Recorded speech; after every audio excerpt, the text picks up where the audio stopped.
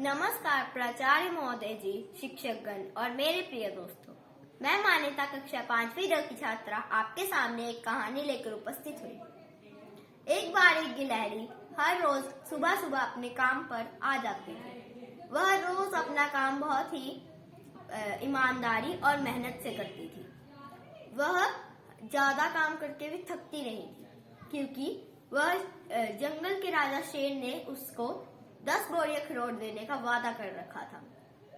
वह काम करके थकती थी, तब वह सोचती थी कि थोड़ा आराम कर लिया जाए, लेकिन फिर से वह अखरोट को याद करने लगती थी और काम पर लग जाती थी।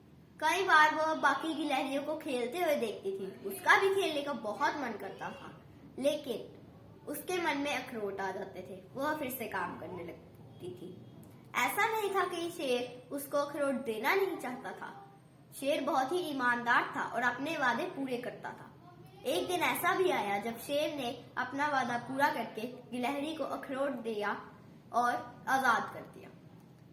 लेकिन गिलहरी अखरोट के पास बैठकर यह सोचती रही कि अब मैं इन अखरोटों का क्या करूं। पूरी जिंदगी काम करते करते मेरे दांत तो घिस गए, अब मैं इन्हें खा भी नहीं सकती। यही कहानी हमारी जिंदगी की हकीकत में बदल जाती है।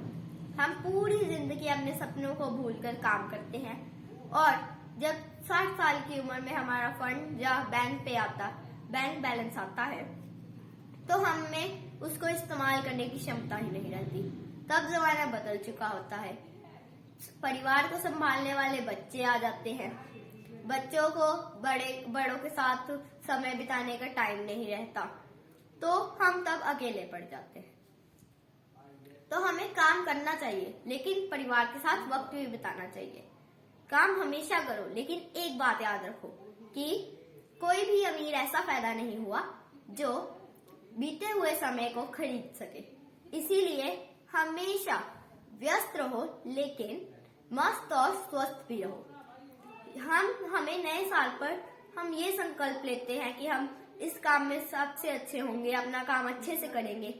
लेकिन हमें एक और संकल्प लेना चाहिए कि काम के साथ साथ अपने परिवार को भी खुशियां देंगे और अपनी खुशियों को अच्छे से एंजॉय करेंगे। तो हमें इस कहानी से यही शिक्षा मिलती है कि व्यस्त रहो, लेकिन साथ में स्वस्थ और मस्त भी रहो। धन्यवाद एवं शुभ दिन।